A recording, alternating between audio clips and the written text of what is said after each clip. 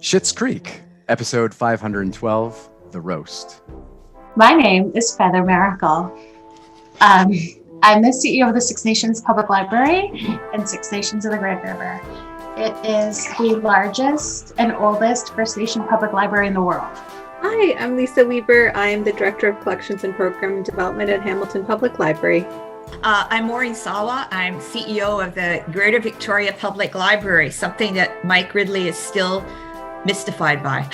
Haley Follis. I'm the ERM librarian at University of Guelph. I'm Kevin Sylvester, and I write and illustrate books for kids and love librarians and blah, blah, blah, and looking forward to this. Although this is the episode where Ted says he's moving to the Galapagos, so it brings tears to my eyes. I'm Mike Ridley. I'm a librarian emeritus at the University of Guelph and also a PhD candidate at Western University. I'm Kate Johnson McGregor. I'm a teacher librarian in Brantford, Ontario at Brantford Collegiate. I'm Scott Robbins. I'm the Children's Services Specialist at Toronto Public Library. I'm Joel Sutherland. I'm the manager of client experience at Pickering Public Library, and I also write books with ghosts in them. Hi, everyone. I'm Desmond Wong. I am the outreach librarian at the University of Toronto Libraries. I work with Indigenous students, faculty, and staff, and I'm also a PhD student in social justice education. Hi, everyone. I'm Nancy Cooper. I'm from the Chippewas of Rama First Nation, and I work at the Southern Ontario Library Service as the First Nation consultant working with 16 First Nations public libraries in Southern Ontario. And honk honk, my honk in my horn.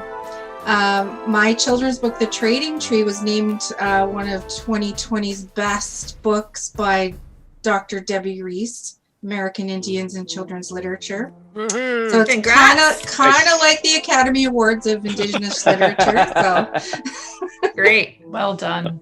Hi, everyone. I'm Tim Tripp. I'm Director of Libraries at the University Health Network.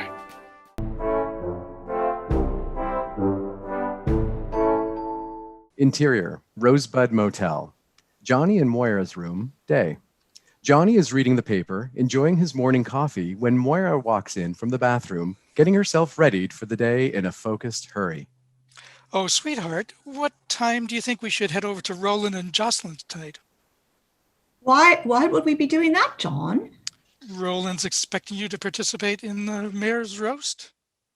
Unfortunately, I won't be able to sass the man this year, dear. With opening night a mere fortnight away, I've found myself laden with a laundry list of chores. Anything that I can do to help lighten the load?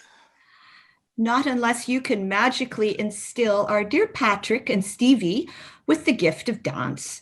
Poor dears have all the coordination of a pair of bacchanalian marionettes. Well, in that case, I might just head over to Roland's place myself, do some roasting in your place. Ha! Okay, now don't take this the wrong way, but of all the suits hanging in your closet, drollery isn't your strongest. Hey, I'm more than capable of throwing some lethal barbs. No need to get defensive, John. If the whole court were jesters, there would be no kingdom. Okay, this kids, come here, please. David and Alexis enter. What? The pudding cups were already gone when I opened the fridge. You're going to love this. Your mother is implying that I couldn't hold my own at the mayor's roast tonight. David and Alexis stare at him blankly. And? What about that is incorrect? Excuse me, you LOL'd my zinger about the state of room 5 just last night. Poor thing. Thought we were laughing with him. He also just said lol and zinger. Hey, I used to bring down the house at our Rose Video shareholders meeting. Yes, but tonight's attendees aren't paid employees tittering to keep their jobs. It's okay, Dad. You're good at other things, like ordering from the cafe. Oh, and emptying the garbages. I'll empty your garbage, Alexis. The family looks baffled. What? What does that even mean? Who am I? Alexis clears her throat and does her best Johnny impression. Oh, Hi, Twyla. I haven't quite decided what I'm going to order. It's either going to be this one thing I order every day or other thing I order every day. David and Moira laugh. Oh, now that is a roast, John. Interior, Ted's apartment, day. Alexis arrives to find Ted setting the table for breakfast. Ted, it smells so good in here. What's the occasion?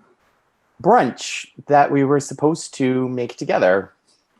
Don't worry, babe. I already ate. So I guess I'll be eating your plate for dinner then. Alexis gives him a kiss and takes a seat at the table. Hey, I was thinking I could go into work a bit later today. Yay. If that means more Teddy time for me, then yes. Teddy's a no-go, Alexis. You know that. Actually, I've been thinking about maybe taking a longer break from work. Alexis snuggles in next to Ted, intrigued. I'm listening. What if we got out of town? Just the two of us. Like Thelma and Louise. Nope. I was thinking somewhere exotic that might have some beaches for you and some interesting wildlife for me. I've been to Miami so many times, and trust me, the wildlife isn't as sexy up close. No, like somewhere farther than that. Like, I don't know, the Galapagos Islands. Oh, I love that. Really? As a jumping off point, for sure. But if we're thinking islands, what about something a little less sleepy and scary, like the Maldives? I think that might be a little out of our price range. Oh, we don't have to do the private seaplane. They have public ones. Definitely something to consider. I guess while we're spitballing, it would be really fun for us to try somewhere you've never been before. Like, I don't know, the Galapagos Islands? Yes, Ted. Islands somewhere for sure. We just have to figure out where. But it's so good to know we're on the same page with this. Okay, and what page might that be? We both agree that we want to get away, and we both know we're going to land on something really good. Ted hides his disappointment. Interior, Rose Apothecary, day. David walks into the store to find Patrick and Stevie laughing near the cash register. It's like everyone's having a nice morning. It's just getting started. Is it just getting started? Because from the looks of it, you two have been engaged in some general merriment for quite some time. Did he just say merriment? Yes, he did. Yes, I said merriment. That's what happens when I spend way too much time with my mother, and I blame you two for that. Patrick looks to Stevie with a guilty look on his face. How was dinner last night? Long. I spent 2.5 hours reviewing her costume lineup for the show. All so that you two could sneak off and have your private dance rehearsals behind her back like a couple of dirty con artists. Your mom is a great director, David. She's just not a great choreographer. Last week, she told me to dance like an Indonesian scarf caught in the wind. I don't even know what that looks like. And this money number? It's just so complicated. If we didn't get the extra help, we'd be laughed off the stage. You've seen me dance. Yeah, you've got legs like tree trunks. We knew this going into it. We only have one more private session with Derek, and then we should be good to go. One more session? I thought last night was the last session. Well, we couldn't nail the final lift. What is this? Dirty dancing? If you could just keep her distracted for one more night. I will not. This is too much. This morning I caught myself saying pantry instead of pantry. Stevie turns to Patrick. I guess we could just tell her we're getting outside help. Good luck. When she was training me for the Little Mister pageant, I made the mistake of going to Mario Lopez for advice. He was the host at the time. And she found out and felt so betrayed she forgot to double knot my tap shoes and cost me the crown. I'll cover for you for one more night, but that's it. This better be worth it. Interior, Rosebud Motel, office, day. Johnny is working behind the desk when Roland enters. Oh, I heard the news, Johnny. We are sure gonna miss Moira tonight. I was looking forward to getting scorched. Yeah, she'll be sorry to miss it too. Because when she starts going off, whoop boy, you better have the burn unit on speed dial. Bring in the fire extinguishers because she is slinging fire. Yeah, I get it, Roland. Anyway, I've got Bob's cousin Morty coming over from Elm County. He's going to fill in for her. That won't be necessary. I know what you're thinking. He's a bit of a drinker, but in this case, that actually helps. Roland, Morty is the last person that should be driving himself in for tonight. I'm perfectly capable of taking my wife's place. Hey, you don't know, Johnny. Those are some pretty high heels to fill. Don't worry about me. I've participated in my fair share of live comedy. Oh, if you bring up that Rose Video Shareholders Conference. You should be spending this time thickening that skin, Roland, because I've got some rippers up my sleeve. First of all, I have no idea what rippers are. And secondly, I'm pretty sure your mode of comedy went out of style with the introduction of the talkies. You know, that age button is really getting pressed a lot these days. See, it's this kind of hypersensitivity that's going to destroy you at the roast. I see what you're doing here, provoking to try to get me to show my hand. Well, it's not going to happen. I wouldn't waste one of my rippers on you right now. What the hell are rippers? Maybe you'd know if you graduated from elementary school. Yikes. I'm sorry. Was that too far? Too far. Johnny, John, you are going to get eaten alive. Interior, Ted's apartment, living room, day. Ted is on the couch waiting for Alexis. He calls out. Alexis, you don't have to do the dishes. Alexis enters from the kitchen. Oh, I'm not. I just put them on the counter, but then I found this on the counter. She holds up a folder. The Charles Darwin Research Institute? What is this? Nothing. It's just some work stuff. Alexis opens the folder and reads. Yeah, it's just a thing I applied to for fun. It says you're one of 10 people selected for a research program. Oh, what? That's crazy. Is this why you kept bringing up those islands this morning? The Galapagos? No, not necessarily. Ted, why else would anyone want to go there? Other than wanting to study some of the rarest and most diverse forms of plant and animal life on the planet, I guess you have a point. You were selected out of thousands of applicants?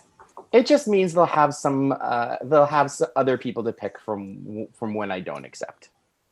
Ted, you didn't tell me you were doing this. I applied before we got back together, and it takes a couple of years to process the applications. A couple years? This sounds important. Listen, it's not important, but I can always apply again. Emmett the tortoise is 180 years old. I'm sure he'll be around in another few years. You love old turtles. This sounds like a dream. I thought you weren't into the idea. I mean, for you. How long is the program? 6 months. Okay, wow. See, this is why I didn't want to push you on it this morning. You mean more to me than some dumb once-in-a-lifetime job opportunity. Just say you want to go, Ted. Of course I want to go, but I'm not going anywhere without you. We worked too hard to get here. Case closed. Ted, I don't know what to say. I have my office here and my clients. I mean, I'll have to get new clients. My office is mostly my laptop. Honestly, don't worry about it. Well, what about long distance? I maintained a very successful semi-committed text relationship with Josh Hartnett when he was shooting Pearl Harbor. Alexis, I appreciate your creative problem solving, but I wouldn't stay if I didn't feel like it was the right choice for me. Babe, are you sure? Yes. But are you sure? Like, I wouldn't want you not to go just because of me. This is exactly what's happening, and it's fine. I told you it's fine, so it's fine, okay? Alexis feels guilty, but tries to salvage the conversation. Okay, so we're all good then. And this was a good chat for everybody. And do you know what? I'm going to go and do those dishes now. She gets up, glancing back at Ted, who still seems upset. Do you have a dishwasher, babe? Or, you know what? We'll figure it out, okay? Exterior, Schitt's Creek, day. David is walking along the sidewalk in the direction of the motel as Moira pulls up behind him in the town car. She honks. David screams. David, what are you doing all by yourself wandering around like this? You make it sound like I'm some feral cat. I'm walking home. Don't tell me the store has already started laying people off. She gets out of the car. Patrick sent me home to get a check that apparently is tax for the government and not, as I assumed, a bonus for me. Well, I'm glad that I caught you. I got your missive about wanting to sup this evening, but I must decline. What? Why? Full disclosure, David, you've been awfully clingy lately. It might be propitious of you to spend some time with your peers. Where is Patrick tonight? Or Stevie? Busy. Busy? With what exactly? Our rehearsal ends at 6. Either one of them should be fine to dine with you this evening. David struggles to find an answer. Yeah, I don't think they can. Too tired? Poor things have been struggling through the choreography. Yes, that. Your choreography has been working them so hard. They basically just go home after and fall asleep. Your show has stripped me of my social life. Moira, understanding why David has been so dependent, caves. All right, David, but it will have to be a working dinner. I could use your eye on the final poster designs, employing the wrong font, and you might as well throw your ticket sales out the window. Can't wait. Until then. Moira drives off, forgetting David is also walking home. David calls after the car. We're both going home. Interior, Cafe Tropical, day. Alexis sits at the counter, making contented noises until she finally gets Twyla's attention. Someone's in a good mood. What? Oh, me? Sorry. You know those days where you're like super in love? Not really. You will. Anyway, I'm just thinking about Ted and me. Like, I can't believe how far we've come, you know? Aww. I just feel so lucky to be with someone who would do anything for me. Like, I found out that he got this crazy job opportunity and he's turning it down to be with me. Oh, wow. That is lucky. Yeah. I feel like I'm in The Notebook or something. Totally. Long day, Twy? I notice you're not saying a lot or agreeing with me as much as I thought you would. Oh, sorry. Yeah. What was the opportunity? It's not even that crazy. It's just a super exclusive research opportunity in the Galapagos Islands. And he was one of 10 people picked out of like 10,000. I'm so proud of him. Oh, wow. And he's not going? No, I guess his perspective was that there'd be other opportunities. So... Still, that must be totally heartbreaking for him. But I guess relationships are all about sacrifice. Oh my God, I know. Ted and I are so good at the whole give and take thing. He gives me so much, and I've learned to take as well. Yeah, and I'm sure you give up things for him all the time as well. Totally. But also, he never really asked me to do it, so it's hard to do that for him, but I would if he asked. Alexis slowly realizes how one-sided her relationship has been. Oh, he didn't ask you to go with him? Not technically. Okay. One day I hope I find a guy like Ted. Someone who'd literally put all their hopes and dreams aside to be with me. The words settle with Alexis. Yeah. Thanks for the chat, Twy. You're like my furry little godmother if she wore an apron and Celine Dion's perfume. Exterior, Bob's garage, day. Ronnie and Bob are sitting in lawn chairs, drinking beers, giving Johnny their attention. I've got a lot of good material. I just need some help sifting out the gold. I still don't know why you dragged us into this. Well, you can be kind of a tough audience, Ronnie. What's that supposed to mean? See, that's what I'm looking for. Honest reactions. Well, honestly, Johnny, I'm reacting quite strongly to your aftershave. It's a bit too European for my taste. Not the most helpful feedback, but that is the kind of honesty I'm looking for. I normally charge for this, but now that you've trapped us here. Well, what have you got, Johnny? Okay, here goes. Well, it's 1791 and the 3 explorers have landed. Next.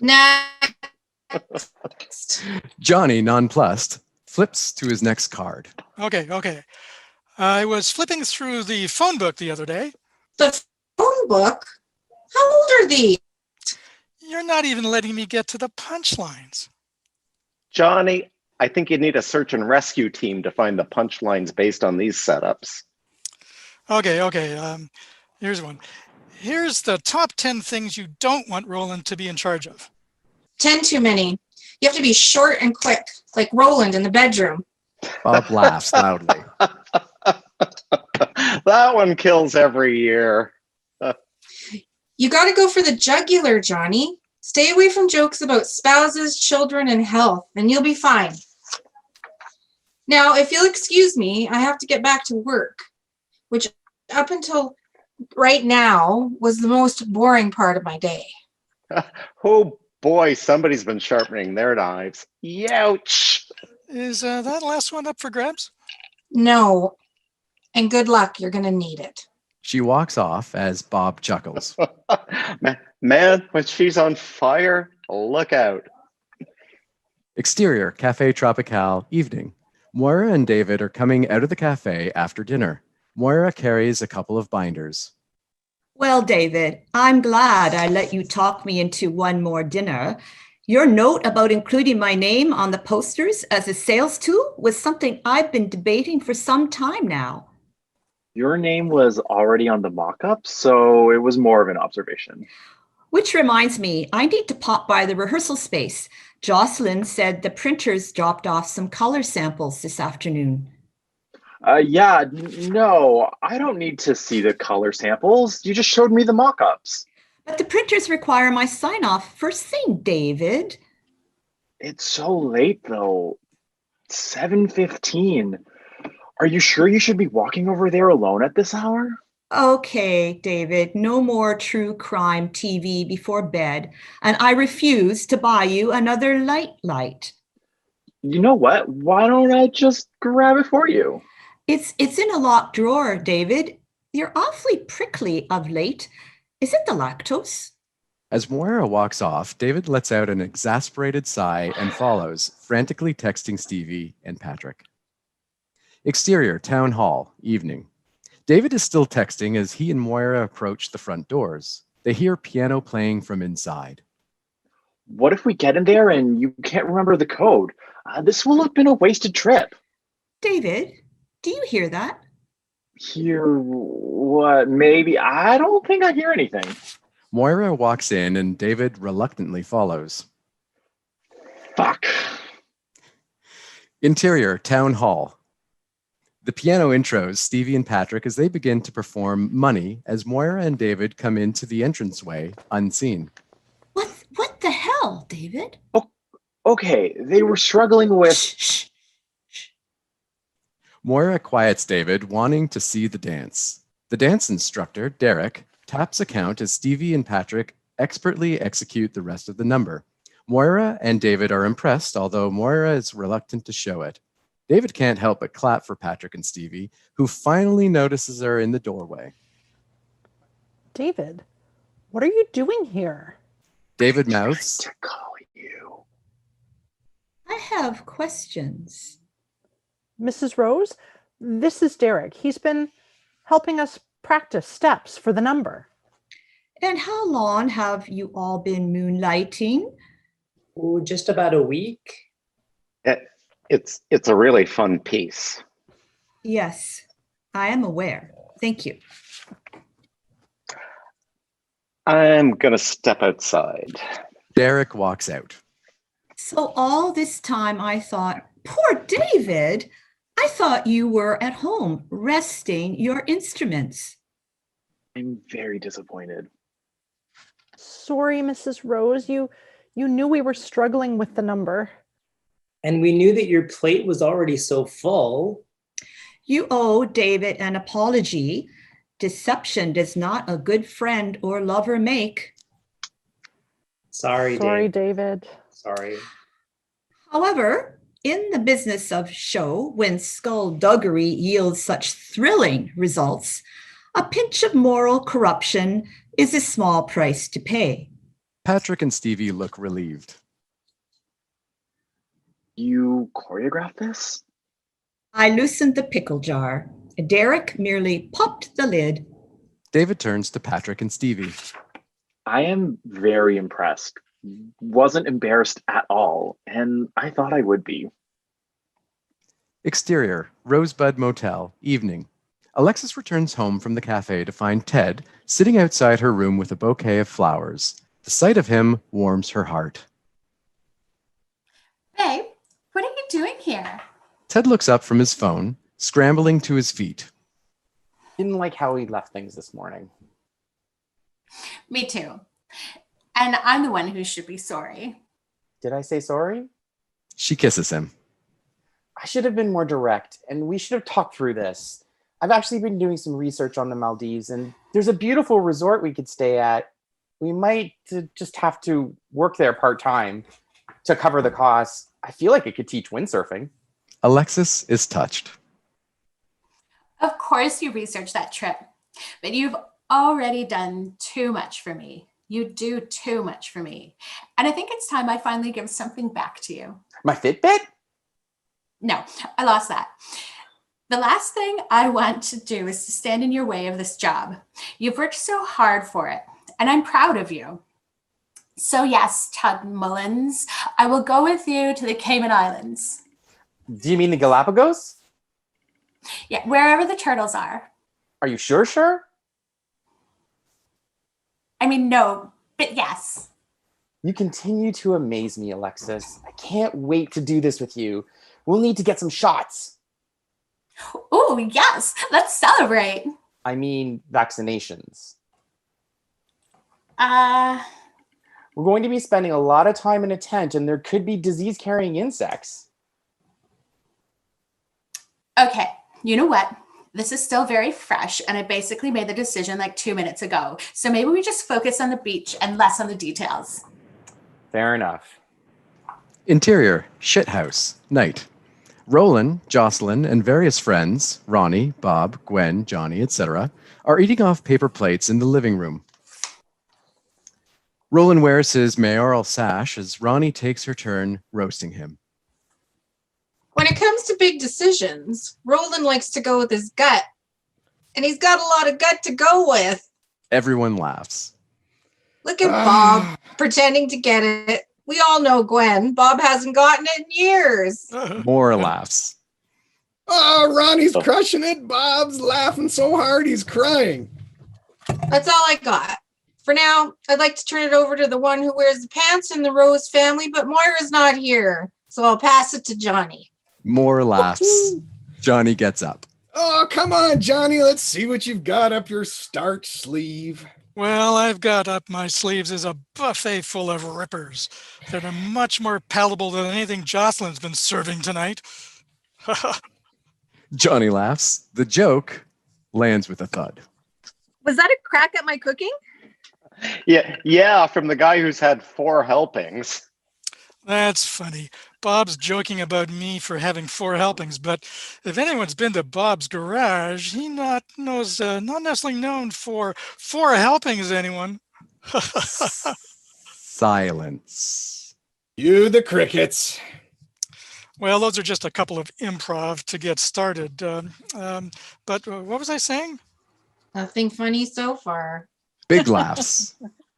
Johnny, I got a white flag here. You might just want to wave.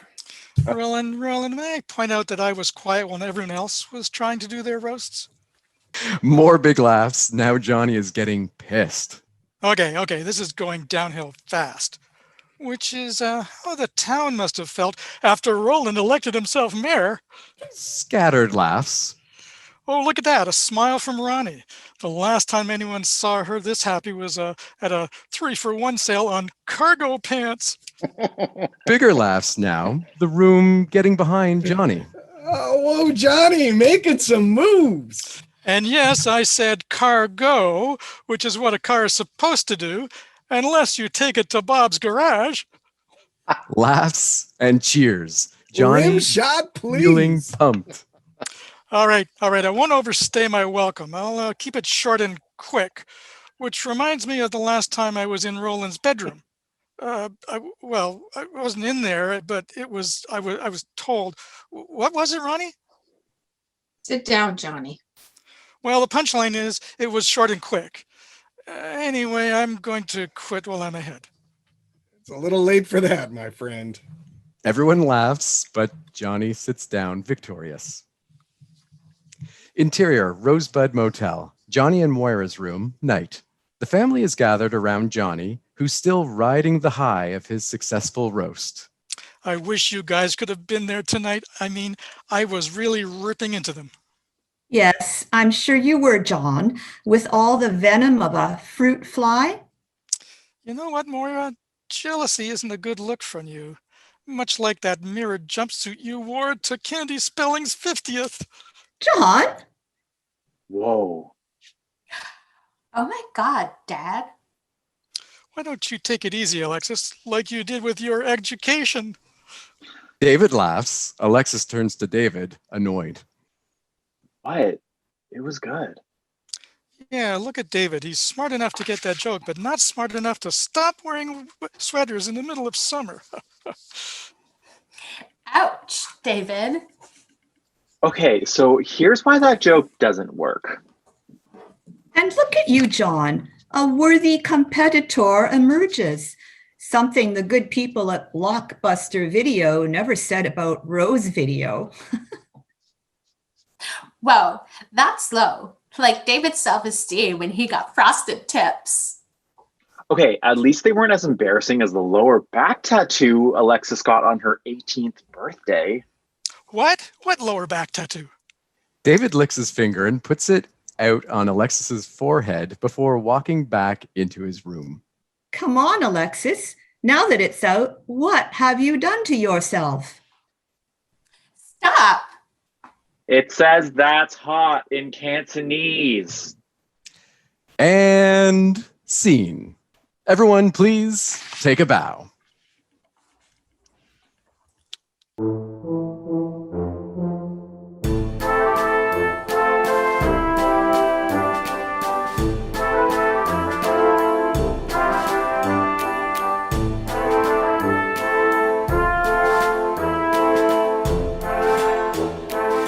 Okay, so you know what happened? I put my sunglasses on and then I couldn't see anything. I couldn't see the mute button. That's what happened. I didn't forget to do it, but I was blind. Like I went like this and then it was all black. And I thought, you celebrities always have an excuse. Thank you. This is a lot of fun. Nice to meet For the everybody. invitation. Nice to meet you. I'm keeping my Nice day working job. with you, Teddy.